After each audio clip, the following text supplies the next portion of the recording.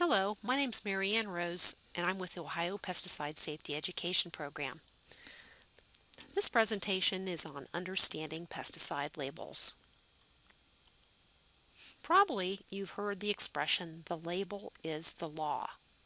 We can say this because of a statement that is found on every pesticide registered in the United States. The statement is that it's a violation of federal law to use this product in a manner inconsistent with its labeling. So what do we mean by use inconsistent with the pesticide label? Well, it basically means going against the label, doing things that it tells you you cannot do. But let's look specifically at some inconsistent uses. A really important one is that you cannot use a pesticide on any site that isn't listed on the label. Now, not every pest you treat has to be on the pesticide label, but the specific use or use site must be. Let me give you an example of two different formulations of glyphosate, which is, of course, the most commonly used herbicide in the world. Rodeo is a formulation of glyphosate that is clearly labeled for aquatic uses. If you look at some of the highlighted language, it says that it can be used in irrigation and drainage ditches, and then a little further down, in and around aquatic sites and wetlands. Now, Ranger has the same active ingredient, but it's a different formulation. The fact of the matter is, this formulation contains an additive that is toxic to aquatic life. It clearly says, do not apply directly to water, to areas where surface water is present, etc., etc. So I just want to make it very clear that whenever you use a pesticide, your site must be on that label. Other things that you cannot do would be to use higher rates than appear on the label.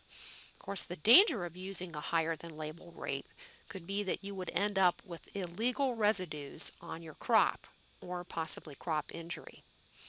Other examples of inconsistent use would be to use at more frequent intervals than allowed on the label, basically to ignore any directions, and a big one, to disregard your personal protective equipment, or PPE.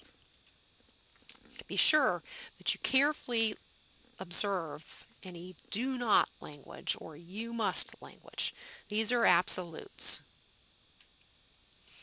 Now let's take a look at some of the key sections of a pesticide label, starting with the front panel or front page. We'll consider that one first. There's a lot of information on the front panel of a pesticide label. One key piece of information is the restricted use statement. Now, only if a pesticide is restricted use, and of course the EPA determines when it registers a material, if it should be restricted use or not. This information will always be emblazoned across the top of the front panel. Here's two different restricted use pesticide statements. For atrazine, restricted use due to ground and surface water concerns. So that's an environmental hazard. And gramoxone below is restricted to use because of its acute toxicity. So it can be quite poisonous if ingested. So restricted use pesticides by law only may be used by certified applicators. So something that's restricted use would never be available for general sale, for example, in a retail garden center. There's a lot more information on the front panel of that pesticide label. The brand name, in this example, VIP Depesto, and the active ingredient statement. So by law, the active ingredient, which is essentially the toxicant or the material in that formulation that controls the pest, it has to be listed by its common chemical name.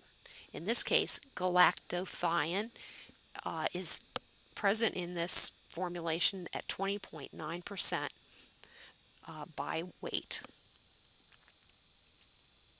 Let's take a look at a few actual pesticide labels. Shredder is the brand name, Shredder 24D LV4 to be exact. And the active ingredient statement tells you that the common chemical name is 2-ethylhexyl ester of 2,4-dichlorophenoxyacetic acid. That's quite a mouthful. That is the common chemical name, 66.2% by weight. Now, the other ingredients or inert ingredients, uh, which is all of the other materials in that formulation other than the active ingredient, um, it has to be listed by the percent by weight, but the manufacturer does not have to identify what all of the inert ingredients are. Other information on the front panel that keep out of reach of children statement is going to be found on every pesticide registered in the United States. Take a look at the left-hand corner. That is your EPA registration number, which uniquely identifies all pesticides. That piece of information is required on your pesticide application record. So this is where you find it on the front panel. And then finally, the caution word is the signal word for this pesticide. Here's another 2,4-D formulation. This one is an amine salt. It's the same active ingredient but a different chemical formulation, but the signal word in this case is danger. So just because the active ingredient is similar or the same doesn't mean that there might not be a different signal word on the pesticide label. Let's take a look at signal words and what they imply. All pesticides registered in the United States are classified in one of 4 acute toxicity categories, and the signal word corresponds with that toxicity category. So danger indicates the highly toxic materials, warning, moderately toxic. Caution can indicate both the slightly toxic and the practically non-toxic materials. Another important section to know about on pesticide labels is the first aid statement. On older labels, this was called the Statement of Practical Treatment. The first aid statement provides essential information in the case of a pesticide exposure event. It tells you what to do. So both yourself, or if you're responding to help someone, look at the pesticide label.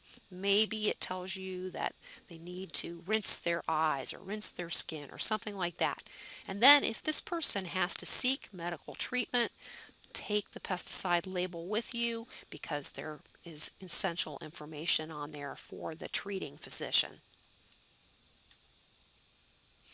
Precautionary statements are another important section in the pesticide label, and there's a number of parts that make up the precautionary statements, including the hazards to humans and domestic animals, environmental hazards, physical and chemical hazard statements. So we'll look at some examples of these in subsequent slides. Also, this is where you'll find your required personal protective equipment and user safety recommendations. Okay, here is a precautionary statement. Hazards to humans and domestic animals. The signal word is repeated under the precautionary statements. It is warning.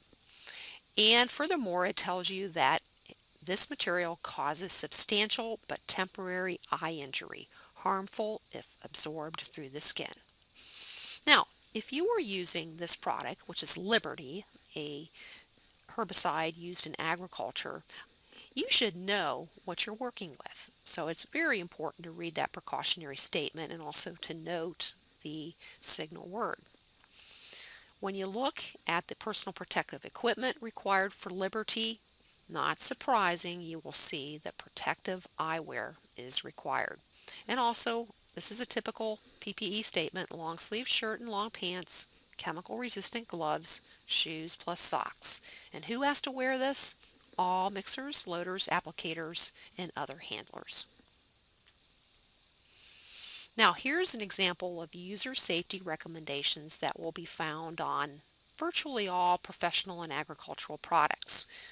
They will all tell you that the user should always wash hands before eating, drinking, chewing gum, using tobacco, or using the toilet. So what they mean, of course, is if you're using the pesticides, make sure you wash before doing any of those things so that you don't contaminate yourself. Other common safety recommendations are to remove clothing immediately if the pesticide gets inside, and then wash thoroughly and put on clean clothing. Now, this is an example of an environmental hazard statement, this one specifically for the protection of pollinators. What it's telling you in red and approximately halfway down, this product can kill bees and other insect pollinators. Now, there are many other types of environmental hazard statements. For example, there may be notifications that the material could be toxic to aquatic wildlife, and it will tell you that it is a hazard if used around water and or to avoid application around water.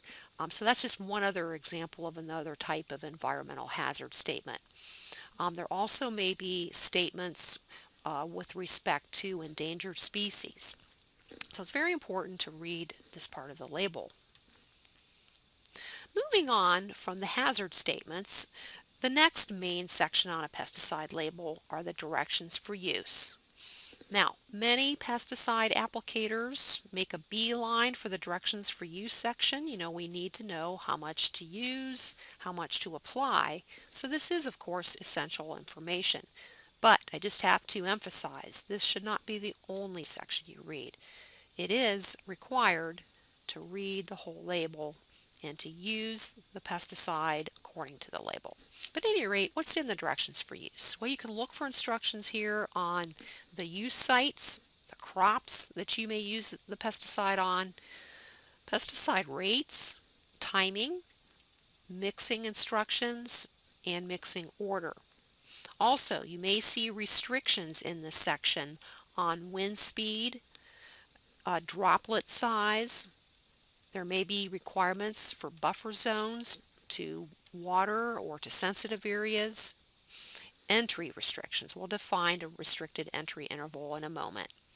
And restrictions on application timing. There may be certain times of the day that you cannot apply, for example.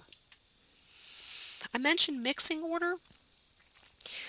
If you are tank mixing multiple chemicals, you cannot just mix them in any old order, or you may end up with a slush at the bottom of your tank. So you will find specific information on how to mix different types of formulations together, and it's very important to follow that in order to get a to avoid product incompatibilities. Now, I mentioned the restricted entry interval. This is the amount of time after you make a pesticide application that you must keep all others out of the treated area. Where do you find this information? Most frequently, you find it either in the agricultural use box if you're using the product for agriculture, or you will look in the non-agricultural use box if you're using the product for non-crop use or perhaps lawn and landscape.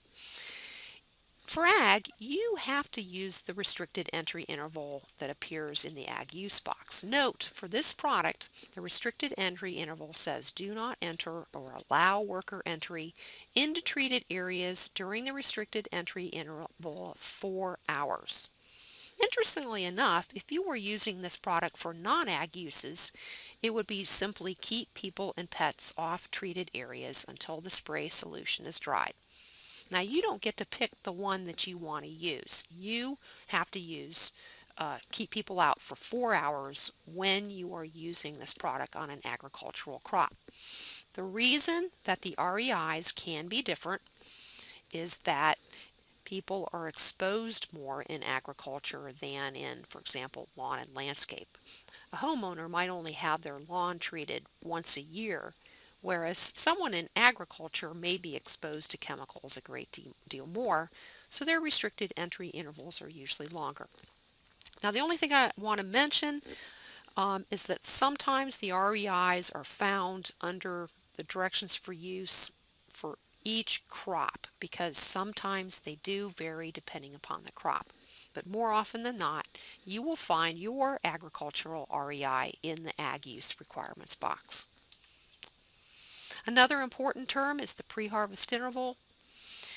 This is for food crops.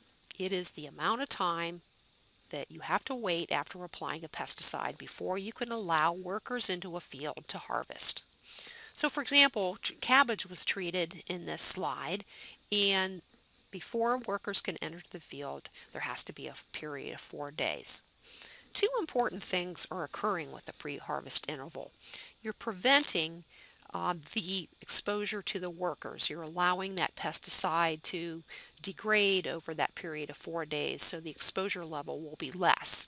The other important thing that's going on here is limiting how much pesticide residue ends up in the food supply, because once again, over that 4-day period of time, the material is degrading.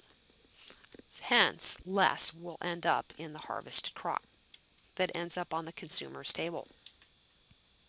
Another important term is plant back interval. This is the required period of time between a pesticide application and when you can plant the next crop.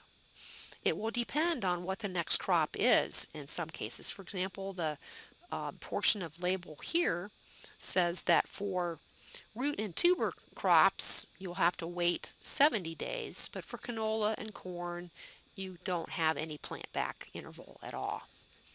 Some crops you have to wait as long as 180 days. So this pesticide must have some capacity to injure the subsequent crop. That is the purpose of the plant back interval, to prevent that from happening. Now, storage and disposal instructions will be found on every pesticide label.